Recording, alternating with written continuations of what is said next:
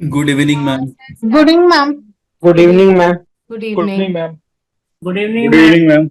Good evening, everyone. All right, let's start. Okay, जो assignment मैंने दिया था last class में, I hope all of y'all have done that. Guys, whoever has done it, can you all present? आप दिखा सकते हैं आपका screen? कितने लोगों ने किया है ये assignment? Yeah, I can see Deepak has. Yes, Deepak. I can see आपने एक file share की है. दीपक आप explain कर सकते हैं आपने क्या किया exactly? हेलो Yes, दीपक. मैम, लास्ट क्लास में आपने बताया था कि बेसिक सैलरी जो होती है वो सीटीसी की 40% होती है, या Right, रख सकते हैं right, 40%, और एचआरए right, 50% से ज्यादा नहीं होना चाहिए मैम। right. और ईपीएफ का कंट्रीब्यूशन 12% बेसिक का होता है मैम। और ये Okay, ग्रेजुएटी में मुझे कंफ्यूजन था, तो मैंने इंटरनेट से देख के लगाया परसेंटेज, लेकिन हमको समझ में okay, नहीं आया था मुझसे। और okay, जो पार्ट बच जाता है टोटल सीटीसी का, वो स्पेशल अलाउंस में डाले। okay. और टेक होम सैलरी में मैम जो भी आपकी मंथली सीटीसी होती है उसमें पीएफ और ग्रेजुएटी घटा लेते हैं, जो आता है वो आपकी टेक होम सैलरी।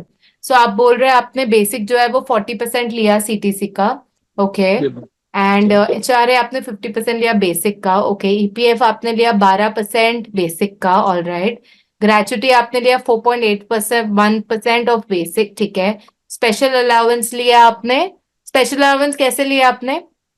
मैम ये टोटल सीटीसी में ये जितने ऊपर के पार्ट है, बेसिक सैलरी, एचआरए, ईपीएफ को ग्रेजुएटी घटाने के बाद से जो आता है मैम वो स्पेशल अलाउंस मिलेंगे। ओके, वो स्पेशल लिया आपने, ठीक है, all right. So total CTC, monthly CTC, and आपकी नेट सैलरी कैसे मिली आपको, फिर टेक होम सैलरी कैसे कैलकुलेट किया आपने?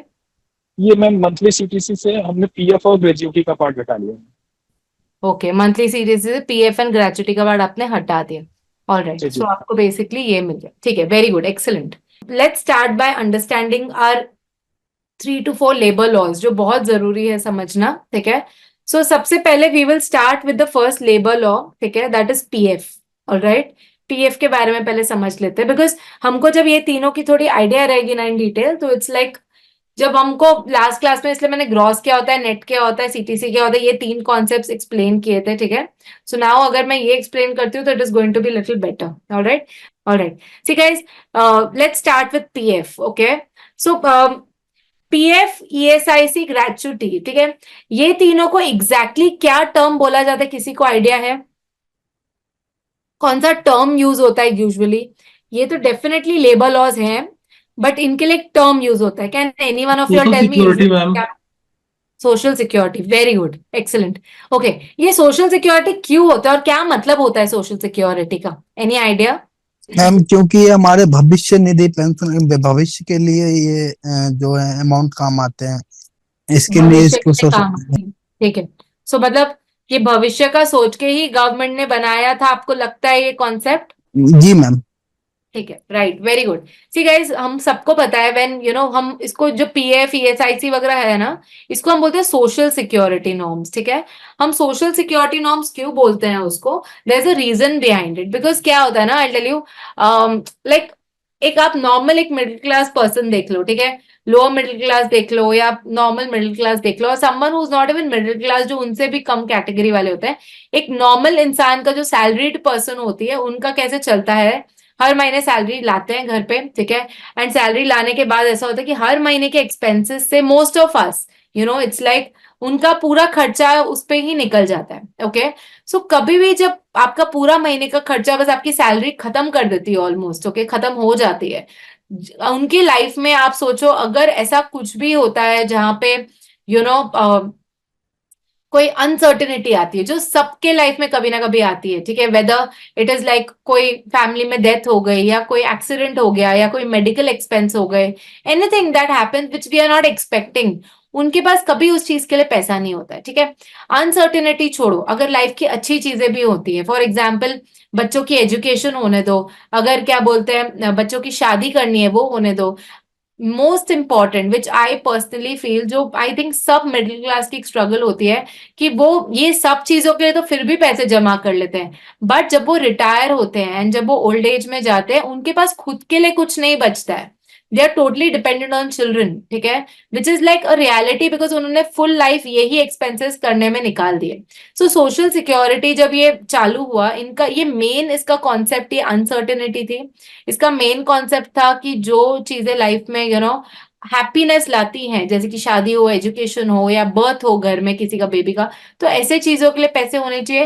And most important, retirement fund होना चाहिए, बिकॉज फुल लाइफ आपने काम किया, रिटायरमेंट होना बहुत जरूरी है, रिटायरमेंट फंड होना बहुत ज्यादा जरूरी है, ठीक है। सब लेबर लॉज को हमारी कंट्री में बोलते हैं स्टैट्यूटरी कंप्लायंसेस, ठीक है। क्या यस होता है मैम। स्टैट्यूटरी कंप्लायंसेस का फुल फॉर्म, या मतलब फुल फॉर्म नहीं बोल सकती मैं, मतलब मैम स्टेटरी कंप्लायंसेस में पीएफ होते हैं, ईएसआईसी होता है, टैक्स गवर्नमेंट से जो रिलेटेड जो डिडक्शंस होते हैं वो होते हैं मैम। अग्री अग्री, वो मैं मानती हूँ, बट क्या होता है, मतलब क्या होता है स्टैट्यूटरी कंप्लायंसेस का? ठीक है, स्टैट्यूटरी कंप्लायंसेस अगर मैं बोलूँ, स्टैट्यूटरी मतलब होते हैं rules, okay, rules and regulations. उसका मतलब, स्टैट्यूटरी वर्ड का मतलब होता है rules and regulations, okay. Compliance करना मतलब ये होता है मुझे फॉलो करना ही पड़ेगा, ठीक है। सो अगर मैं स्टैट्यूटरी कंप्लायंसेस की बात करूं, उसका ये मतलब होता है there are rules and regulations in our society, as you all are saying, जो गवर्नमेंट ने रूल्स बनाया, रेगुलेशंस बनाया, डेफिनेटली वो बहुत जरूरी है, because this concept started like years back, बहुत बहुत साल पहले जब इंडस्ट्रियलाइजेशन चालू हुआ। आप देखोगे ये पीएफ हो, ईएसआईसी हो, फैक्ट्रीज एक्ट, बहुत लोगों ने, आप लोगों ने सुना होगा, फैक्ट्रीज एक्ट है, सो वो भी बहुत ज्यादा जरूरी है, फैक्ट्रीज एक्ट, ओके। आपको पता होगा लेबर यूनियन होता है कंपनीज में, ठीक है, जहां इंडस्ट्रीज होती है, फैक्ट्रीज होती है, लेबर यूनियंस होते हैं, ठीक है। सो लेबर यूनियन जो होती है वो कैसे एम्प्लॉयज की तरफ से काम करते हैं, राइट। सो वो कैसे, दे आर, लेबर यूनियन क्या होता है, they are a group of people, मतलब वो एम्प्लॉयज का ही पार्ट होते हैं, बट उनको एम्प्लॉयज ने एज अ लीडर इलेक्ट किया होता है, ठीक है। एंड वो मैनेजमेंट से हमेशा बात करते हैं अपने एम्प्लॉय के तरफ से, उसको हम लेबर यूनियन बोलते हैं, ठीक है। सो लेबर यूनियंस भी आप देखोगे बहुत बार एम्प्लॉयर या जो कंपनी वाले हैं उनको बहुत एक्सप्लॉइट करते थे, मतलब अनरीजनेबल डिमांड्स मांग ली, और अगर नहीं पूरी की तो स्ट्राइक पे चले गए, ठीक है।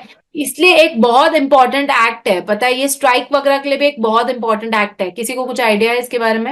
Ma'am industrial industrial dispute. Dispute very good, excellent, yes. Industrial dispute act भी एक्ट तभी ही आया था, बिकॉज तभी रियलाइज हुआ कि आधा टाइम इन लोग तो लड़ ही रहे हैं, अगर लड़ ही रहे हैं, and there was no proper provision कि अगर कोई लड़ रहा है तो उसको जाना किधर है, मतलब आधा टाइम स्ट्राइक हो रहा है, ठीक है, आधा टाइम उन लोग गेट बंद कर रहे हैं या कंपनी को चाहिए कर रही है, सो इट्स लाइक वो इतना ज्यादा सिचुएशन हो गया था, तब ये लॉस जो है वो बहुत ज्यादा इफेक्ट में आ गए, जब हम इंडस्ट्रियल डिस्प्यूट एक्ट बोलेंगे, फैक्ट्रीज एक्ट बोलेंगे।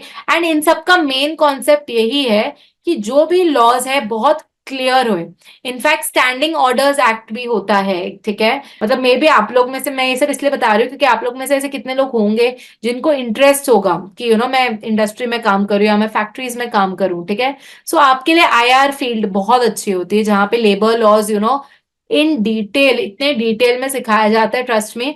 एंड ट्रस्ट में वहां पे अगर आप सच में चले गए, वो थोड़े प्लांट्स होते हैं, इंडस्ट्रीज होती है, तो maybe it's not suitable for everyone, but अगर आपका इंटरेस्ट है, and the amount of salary you get, trust me, labour laws जिसने एक्सपर्टाइज कर लिया ना, मैं हमेशा ये बोलती हूँ, मतलब वो पर्सन, कोई भी आप कहीं पे भी चले जाओ, salary packages and there is no looking back for growth, इतना अच्छा रहता है वो, बट अगर आपकी शादी जस्ट हो गई है, ठीक है, एंड जस्ट हुई है मोस्ट ऑफ द केसेस में, एंड आप उसके बाद इमिडिएटली आते हो कंपनी में और ये बोलते हो कि मैं पीएफ के लिए अपने पुराने नाम से ही करना चाहती हूँ, मेडन नेम जो बोलते हैं उससे ही अप्लाई करना चाहती हूँ। फीमेल्स के साथ ही होता है ये इशू, मेल्स का तो कोई नेम चेंज का इशू नहीं है, फीमेल्स के साथ होता है कि अगर जो मेडन नेम है उसके साथ ही करना चाहती हूँ, मैं बाद में चेंज करूंगी, मेरा अभी मैरिज सर्टिफिकेट नहीं है। प्लीज गाइज, मेरा सजेशन है एज एन एचआर, आप उनको बोलो कि मैम आप नेम अभी अगर चेंज कर रहे हो तो ही आप उसके बाद ही पीएफ में एनरोल करो या आप बाद में करो। अब ये ऑप्शन सिर्फ उनको ही दे सकते हैं गाइज जिनका 15,000 के ऊपर है, ठीक है, नीचे वालों को you can't give that option, उनके लिए तो कंपलसरी है इररिस्पेक्टिव। अभी है नेम का प्रॉब्लम तो वो बाद में सॉर्ट करेंगे। यूएन नंबर होता है यूनिवर्सल अकाउंट नंबर, ठीक है। क्या होता है universal account number? It's like PF number जो है वो सब कंपनीज का अलग अलग होता है। फॉर एग्जाम्पल मैंने 10 कंपनी में काम किया, 8 कंपनी में काम किया, सबका पीएफ नंबर अलग अलग हो सकता है, बट यूनिवर्सल अकाउंट नंबर जो है वो एक कॉमन होता है guys, okay. So it's like आप एक यूएन नंबर वंस आपका जनरेट हो गया ना, आप वही उसको कैरी फॉरवर्ड कर सकते हो, ठीक है। सो आप अपना पीएफ ऑनलाइन जाके ट्रांसफर कर सकते हो, जितने कंपनीज में आप जा रहे हो, you can just transfer it. अगर आपको विड्रॉ नहीं करना है तो आप उसको ट्रांसफर कर सकते हो, ठीक है। Alright guys, we'll end the class today. I will see you guys tomorrow. Thank you so much, bye, good night. Good night.